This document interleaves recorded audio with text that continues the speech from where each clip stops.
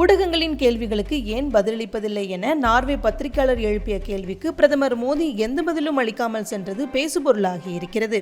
Prime Minister Modi, why don't you take some questions from the freest press in the world? அரசுமுறை பயணமாக Norway சென்றுள்ள பிரதமர் மோடி அந்நாட்டின் பிரதமர் ஜொனாஸ் கார் ஸ்டோருடன் நடத்திய பேச்சுவார்த்தை குறித்த செய்திக்குறிப்பை ஊடகங்களுடன் பகிர்ந்தார். அப்போது ஊடகங்களின் கேள்விகளுக்கு ஏன் பதிலளிப்பதில்லை என பிரதமர் மோடியை நோக்கி நார்வே பத்திரிகையாளர் ஹெல்லேலிங் கேள்வி எழுப்பினார். Prime Minister Modi, why don't you take some questions from the freest press in the world?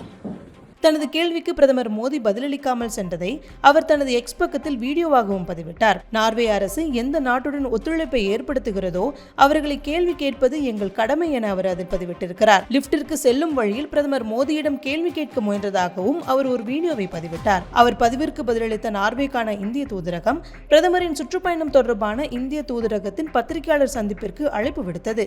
இந்த செய்தியாளர் சந்திப்பிலும் இந்தியாவில் மனித உரிமை மீறல்கள் நடக்கும் போது ஏன் இந்தியாவை நம்ப வேண்டும், பிரதமர் மோடி எப்போது கேள்விகளுக்கு பதிலளிக்க தொடங்குவார் என்ற கேள்வியை ஹெல்லேலிங் எழுப்பிய போது வெளியுறவுத்துறை செயலாளர் சிபி ஜார்ஜ் இந்தியாவின் பெருமைகளை குறிப்பிட்டு பதிலளித்தார்.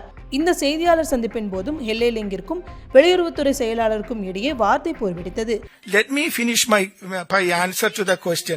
I will come to that. I will come to you. Please. When to answer, where to answer, how to answer. These are my prerogatives. You asked a question. Don't ask me to answer in a particular way. முன்னதாக இந்தியாவின் பத்திரிகை சுதந்திரம் மற்றும் சிறுபான்மையினர் உரிமைகள் குறித்து Netherlands பிரதமர் விமர்சித்ததாக வெளியான செய்திகளுக்கு இந்திய வெளியுறவு அமைச்சகம் மறுப்பு தெரிவித்திருந்ததும் குறிப்பிடத்தக்கது.